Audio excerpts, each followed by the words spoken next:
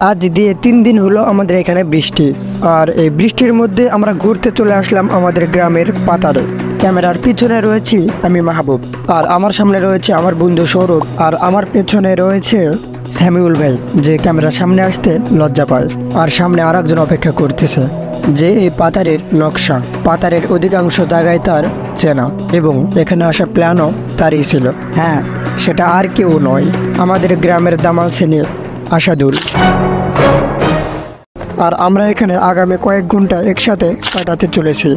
আর আজ আমি আপনাদের দেখাবো দীর্ঘ পথ কাদার উপর দিয়ে হাঁটার অভিজ্ঞতা, রাস্তায় টাকা কুড়িয়ে পাওয়ার অভিজ্ঞতা, বর্ষাকালে পাতার ও নদীর সৌন্দর্য তুলে ধরা, জায়েদ খানের মতো ডিগবাজি মারা দেখা, ঝড় বৃষ্টির সাথে লড়াই করে আবার বাড়ি ফিরে আসা। এটা কিরকম একটা ওয়েদার, আমি জীবনে প্রথম এরকম একটা ওয়েদারের মধ্যে কাটে।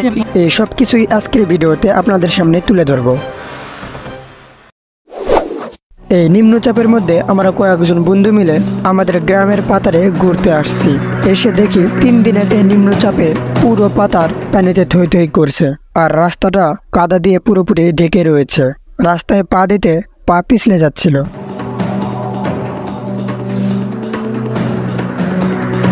গ্রামে এই রাস্তাটি জাঙ্গাল নামে পরিচিত। শুধু এই রাস্তাটি না, পাতারে যতগুলি এরকম মোটা রাস্তা দেখতে পাবেন সবগুলি জাঙ্গাল নামে পরিচিত।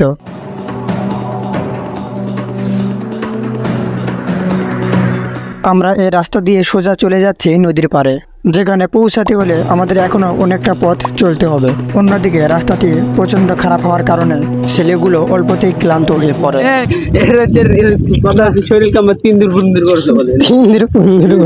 তারপরে আমার সাথে যা ঘটলো দেখো মিয়া, 5 টাকা পরে বানু খাওয়া হবে। অনেকে বলে ম্যাট্রিক খুঁড়েও নাকি ফ্রিতে 1 টাকা পাওয়া যায় না, আর আমি এমনি কাদের উপরে 5 টাকা পরে পেলাম। এতে আমার অভিজ্ঞতা এটাই বলে, যেটা আপনার রিজিকে লেখা থাকবে আপনি সেটা পাবেনই। পাতার মধ্যে 5 টাকা এমনি পেলে ভাই, অসম্ভব।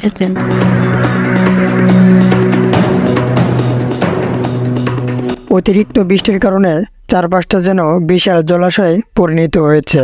এই আবহাওয়ায় প্রকৃতির অন্যরকম এক সৌন্দর্য ধরা পড়ে। পানির উপর ছোট ছোট ঢেউ আর মাটির কাদাময় রাস্তা, সবকিছুই যেন একসাথে মিশে একটা ভিন্ন অভিজ্ঞতা এনে দিয়েছে। যদিও চলাচল একটু কঠিন ছিল, তবুও এই রোমাঞ্চকর অভিজ্ঞতা শেয়ার না করলে হয়তো অনেক কিছুই মিস হয়ে যেত। আফ্রিকার জঙ্গলে আছি, আর সামনে আফ্রিকার জঙ্গল, আর এই থাকে কক্সবাজার, মিনি কক্সবাজার। মিনি কক্সবাজার একটু ভালো করে দেখাও দর্শক দেখেন, এই যে আমাদের গরিবের কক্সবাজার অবশ্য কিছু দূর পরে ডুবে গেছে, আর কিছু খেলা ব্যাপার।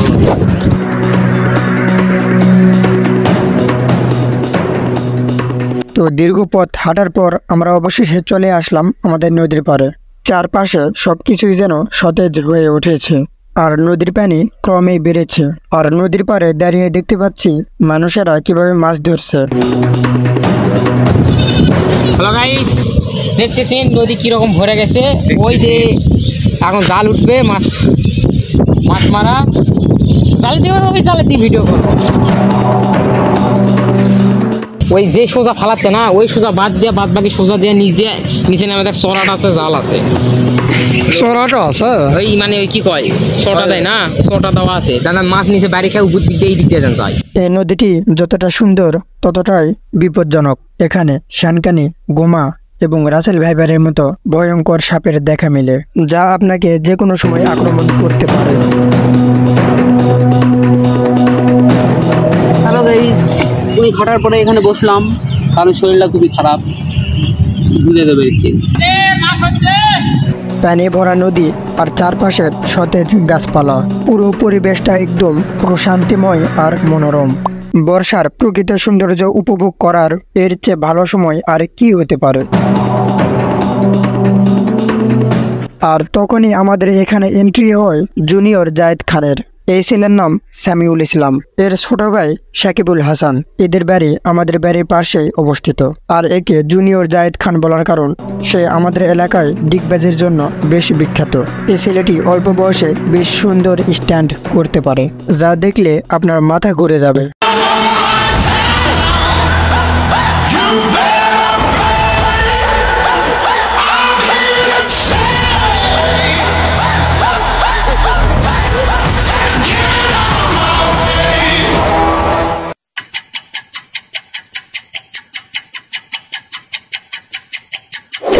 আমরা এখানে অলরেডি 4 ঘন্টা কাটিয়ে ফেলেছি। আর আমাদের 4 ঘন্টার অভিজ্ঞতায় আমরা যা বুঝলাম, এই জায়গা তুমি খুব থাকা একটা জিনিস বুঝতে পারবো, এই জায়গা একমাত্র জালে এলে লাভ হতে পারে। তো আপনারা যদি কেউ আসেন নদীর পাড়ে, আমার এটি হোক কিংবা আপনাদের ওই জায়গা হোক, চলে আসবেন। বড় বড় জাল নিয়ে নদীর মধ্যে ফালানো, না নদীর মানে নদীর পাতা দিয়ে ফালানো তুমি, তাহলে বহু টাকা ইনকাম করতে পারবে। এখানে আমার বক্তব্য শেষ। আমরা এখন বাড়ি ফেরার পথে। এমতো অবস্থায় আমাদের যে এরকম একটা পরিস্থিতির শিকার হতে হবে যা আমরা কল্পনাও করতে পারিনি।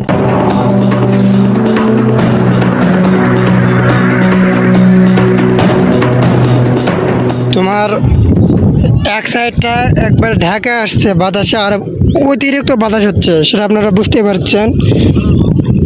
তো শেষমেশ আমাদের নদী খাল বিল ঘোরা বেড়ানো প্রায় শেষ, এখন বাড়ির দিকে যাচ্ছি।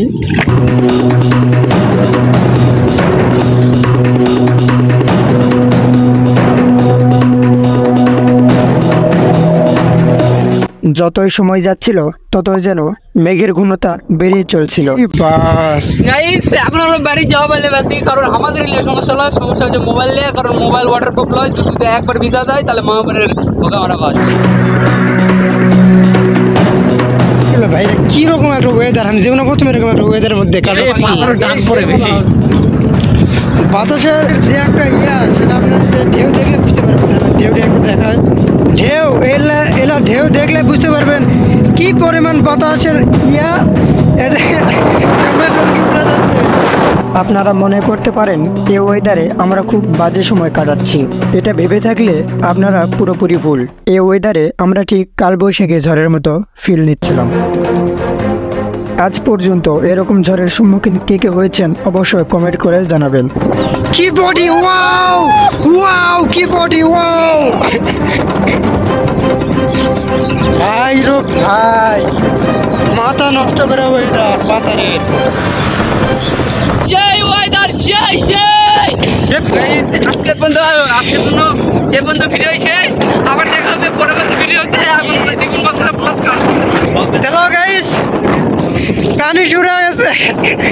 এটা মনে করো করে লাভ নাই, ভিডিও করে লাভ নাই, ফোন নষ্ট করে পরবর্তী ভিডিও আবার আপনাদের দিয়ে আবার মনে হয়নি।